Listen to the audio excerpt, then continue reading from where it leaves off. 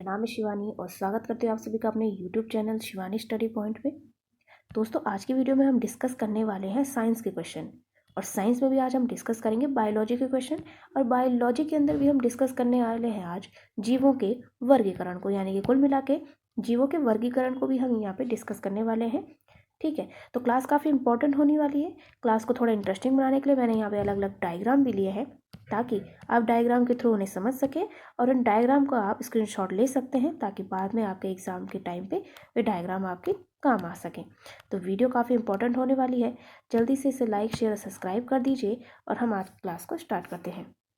आज का पहला प्रश्न है, वर्गीकरण विज्ञान यानी कि टैक्सोनॉमी का जनक किसे कहा जाता है? अरस्तु, कैरोलस, हिप्पोक्रेट्स या फिर विटेकर? यहाँ पर हमारा करेक्ट आंसर हो जाएगा ऑप्शन नंबर बी, कैरोलस। इन्हें हम कैरोलस लीनियस भी कहते हैं। ठीक है, तो पूरा नाम है इनका कैरोलस लीनियस। दोस्तों, आपने काफ़ी बार एक बुक का नाम सुना होगा, उसका नाम है सिस्टेमा नेचुरी। सिस्टेमा नेचुरी। तो ये बुक भी क्या है, आपकी लीनियस की ही है। ठीक है, इसके अंतर्गत इन्होंने किंगडम का क्लासिफिकेशन किया था, यानी कि वर्गीकरण किया था। तो काफ़ी इंपॉर्टेंट हो जाती है, आप लोग इसे ध्यान रखेंगे। आगे बढ़ते हैं। जीवों के वैज्ञानिक नामकरण की पद्धति है द्विनाम पद्धति, बहुनाम पद्धति, संघ पद्धति या फिर वर्ग पद्धति? करेक्ट आंसर हो जाएगा ऑप्शन नंबर ए, द्विनाम पद्धति। यानी कि इसे हम क्या है, बायोनॉमियल नॉमेनक्लेचर भी कहते हैं। ठीक है, इसके अंदर क्या क्या होता है ये हम आगे देखते हैं डायग्राम में। ये है बायोनॉमियल नॉमेनक्लेचर और इसमें क्या होता है, दो नाम होते हैं, यानी कि पहला नाम होता है आपका जीनस, दूसरा होता है यानी कि स्पीसीज। जीनस को आप कह सकते हैं वंश और स्पीसीज को कह सकते हैं आप जाति। हिंदी में भी लिख देती हूँ, जीनस को कहेंगे वंश और स्पीसीज को कहेंगे जाति। ठीक है, तो यहाँ पे कुछ वैज्ञानिक नाम दिए गए हैं, जैसे मेंढक का होता है राना टिग्रिना, मटर का होता है पाइसम सटाइवम, रोज का होता है रोजा इंडिका। तो ये आप लोग ध्यान रखेंगे। जीवों के वर्गीकरण की आधुनिक प्रणाली में सबसे छोटी इकाई है वंश, कुल, जाति, संघ। करेक्ट आंसर हो जाएगा ऑप्शन नंबर सी, जाति। चलिए इसे डायग्राम के थ्रू समझते हैं। ये है डायग्राम, क्योंकि हम आगे क्वेश्चन में दिखा गया था कि सबसे छोटी, तो ये जो है डिसेंडिंग ऑर्डर में है, यानी कि अवरोही क्रम में है। सबसे बड़ा होता है आपका किंगडम, उसके बाद आता है आपका फाइलम, फिर आता है क्लास, फिर ऑर्डर, फैमिली, जीनस और स्पीसीज, जिसे हमने अभी पढ़ा था स्पीसीज यानी कि जाति। तो डायग्राम आप नोट कर लीजिए, इसे स्क्रीनशॉट ले लीजिए। 5 जगत वर्गीकरण प्रणाली प्रस्तुत करने वाला वैज्ञानिक था Carolus Linnaeus, Haeckel, Copeland, Whittaker. Community में काफ़ी लोगों ने इसका आंसर गलत भी लगाया था, उन्होंने लगाया था कैरोलस लीनियस। जैसे कि हमने पहले क्वेश्चन में डिस्कस किया है, वो जो है वर्गीकरण के पिता हैं। लेकिन यहाँ पे क्वेश्चन क्या पूछा गया है, 5 जगत वर्गीकरण। तो यहाँ पे हमारा करेक्ट आंसर हो जाता है ऑप्शन नंबर डी, विटेकर। ठीक है, इन्होंने जो है 5 जगत में बांटा था। चलिए इसे आगे देख लेते हैं डायग्राम में। सबसे पहले आ जाता है आपका मोनेरा, उसके बाद होता है आपका प्रोटिस्टा, फिर आता है फंगस, फिर प्लांट और फिर होता है एनिमल। डायग्राम को आप स्क्रीनशॉट ले लीजिए। जंतुओं एवं पादपों के वैज्ञानिक वर्गीकरण से संबंधित विज्ञान की शाखा कहलाती है पदानुक्रम, वर्गीकी, आनुवंशिकी या फिर आकृति विज्ञान? करेक्ट आंसर हो जाएगा ऑप्शन नंबर बी, वर्गीकी, यानी कि जिसे हम टैक्सोनॉमी भी कहते हैं, टैक्सोनॉमी। अब तक की खोजी गई सबसे छोटी जीवाणु कोशिकाएं हैं शैवाल, विषाणु, माइकोप्लाज्मा, कवक। यहाँ पे आप डायग्राम से समझ ही गए होंगे, करेक्ट आंसर हो जाएगा ऑप्शन नंबर सी, माइकोप्लाज्मा। यहाँ पे डायग्राम भी लगाया गया है, इसके थ्रू आप इजीली समझ पाएंगे। ये देखिए माइकोप्लाज्मा यहाँ पे लिखा है इसके बारे में, one of the smallest free living organism capable of self replication. तो इसे आप नोट कर लीजिए। कवकों के विषय में असत्य कथन है।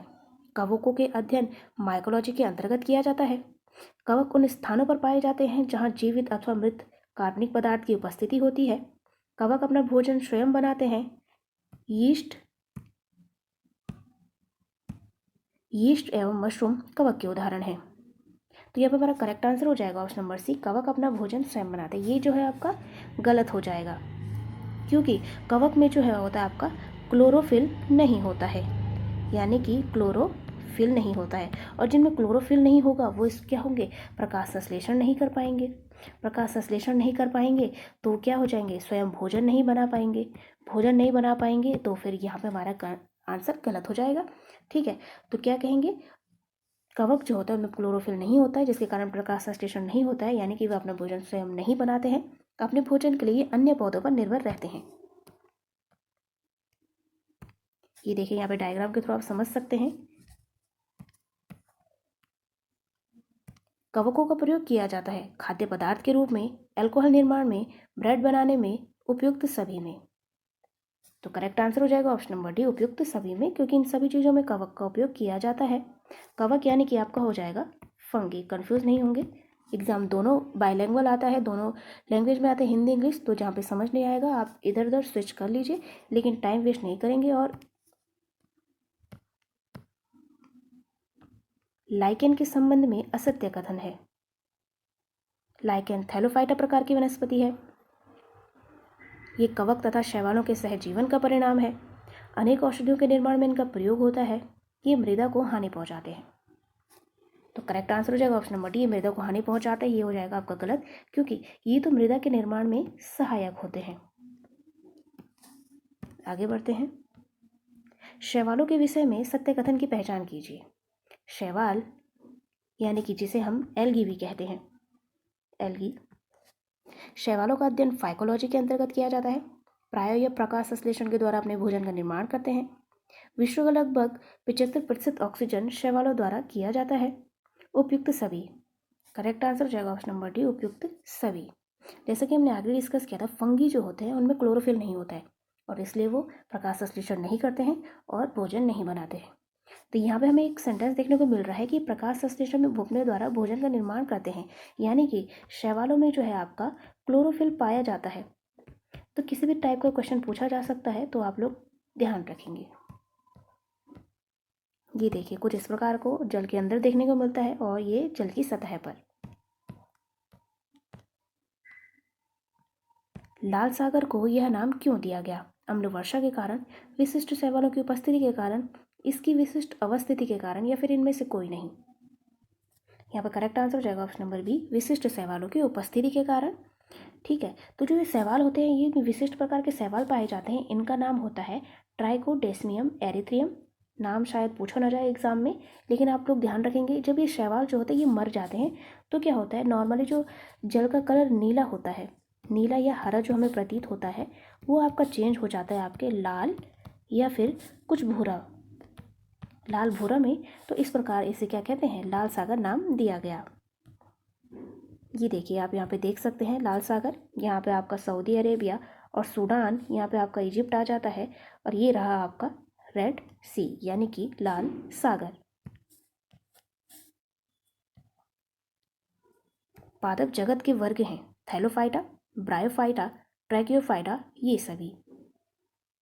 तो करेक्ट आंसर हो जाएगा ऑप्शन नंबर डी, ये सभी। चलिए आगे डायग्राम से समझते हैं। प्लांट किंगडम होता है तो उसके पहले दो डिवीजन होते हैं। पहले होता है क्रिप्टोगेम, दूसरा होता है फेनेरोगेम। उसका भी सब क्लासिफिकेशन करेंगे। फिर आता है आपका थैलोफाइटा, ब्रायोफाइटा और टेरिडोफाइटा। फिर थैलोफाइटा के अंतर्गत आ जाते हैं आपके एल्गी और फंगी। फेनेरोगेम के अंदर आते हैं आपके स्पर्मेटोफाइटा, और इसके अंतर्गत आ जाते हैं जिम्नोस्पर्म और एंजियोस्पर्म।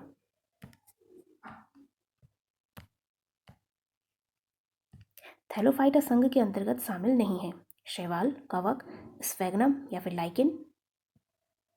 तो यहाँ पर हमारा करेक्ट आंसर हो जाएगा ऑप्शन नंबर डी, स्फैग्नम, क्योंकि स्फैग्नम जो होता है आपका दोस्तों, थैलोफाइटा जो होता है आपका सबसे सरल पादप इसके अंतर्गत आते हैं। तो क्वेश्चन इस प्रकार से भी पूछा जा सकता है कि सबसे सरल पादप किस श्रेणी में आते हैं, तो हो जाएगा आपका थैलोफाइटा। और यहाँ पे शैवाल और कवक और लाइकेन, ये तीनों के तीनों आ जाएंगे आपके थैलोफाइटा में, और स्फैग्नम थैलोफाइटा का अंग नहीं है। नाइट्रोजन स्थिरीकरण करने वाले शैवाल हैं नॉस्टॉक एवं एनाबीना, सार्गासम, कारा, लेमिनेरिया। करेक्ट आंसर हो जाएगा ऑप्शन नंबर ए, नास्टॉक और एनाबीना। जिन पादपों में भोजन और जल के संवहन के लिए संवहन तंत्र पाया जाता है वे किस पादप संघ के अंतर्गत आते हैं? थैलोफाइटा, ब्रायोफाइटा, ट्रैकियोफाइटा या फिर ब्रायोप्सिडा। करेक्ट आंसर हो जाएगा ऑप्शन नंबर सी, ट्रैकियोफाइटा। और आप लोगों ने सुना होगा जाइलम और फ्लोएम। जाइलम और फ्लोएम, तो ये दोनों क्या होते हैं? संवहनी ऊतक होते हैं और ये दोनों ही जो है आपके जल और भोजन के संवहन करते हैं पादप में। अनियत तापी जंतुओं यानी कि कोल्ड ब्लडेड एनिमल्स की श्रेणी में आते हैं मत्स्य, उभयचर, सरीसृप, उपयुक्त सभी। करेक्ट आंसर हो जाएगा ऑप्शन नंबर डी, उपयुक्त सभी। अनियत तापी जंतु क्या होते हैं? जो अपने बॉडी के टेम्परेचर को क्या होते हैं? एडजस्ट कर लेते हैं। वातावरण के टेम्परेचर के अकॉर्डिंग बॉडी टेम्परेचर को एडजस्ट कर लेते हैं, वो होता है आपके अनियत तापी। और जो नियत तापी होते हैं वो जो होता है उनका एक ही बना रहता है, यानी कि वो एडजस्ट नहीं करते हैं और एक सा बना रहता है। तो आपके नियत तापी के अंतर्गत कौन से आ जाएंगे? आपके आ जाएंगे पक्षी आ जाएंगे और आपके स्तनधारी आ जाएंगे। ठीक है, पक्षी और स्तनधारी।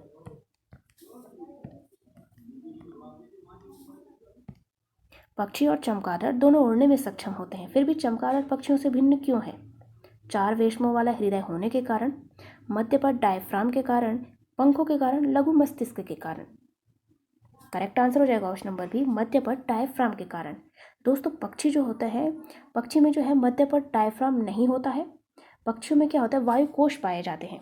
ठीक है, लेकिन चमगादड़ में जो होते हैं वो डायफ्राम पाया जाता है। और जैसे कि आप लोग जानते होंगे मनुष्यों में भी डायफ्राम पाया जाता है। और मनुष्यों की तरह ही जो चमगादड़ होते हैं ये क्या होता है? बच्चों को जन्म देते हैं। लेकिन जो आपके पक्षी होते हैं वो क्या होते हैं? अंडे देते हैं। तो कुछ डिफरेंस है, इन्हें आप ध्यान रखेंगे। भारत के राष्ट्रीय पशु का वैज्ञानिक नाम क्या है?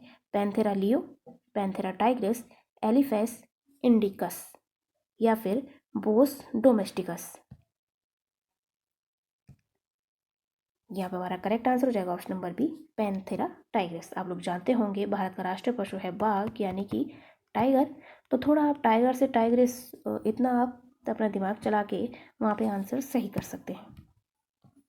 सबसे बड़ा एक कोशिकीय जीव है यीस्ट, कॉलेरा टैक्सीफोलिया, एजिडोबैक्टर और एमीबा। करेक्ट आंसर हो जाएगा ऑप्शन नंबर बी, सबसे बड़ा एक कोशिकीय जीव है कॉलेरा टैक्सीफोलिया।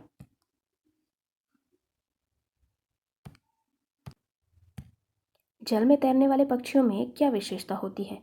जाल युक्त पैर, चौड़े पंख, लंबी चोंच, पंजों वाली उंगलियां। तो करेक्ट आंसर हो जाएगा ऑप्शन नंबर ए, जाल युक्त पैर। डायग्राम से देखते हैं, ये है बतख के पैर और कुछ इस टाइप की ये जाल टाइप के आपको पैर दिखाई दे रहे होंगे। तो इन्हीं के कारण उन्हें तैरने में मदद मिलती है।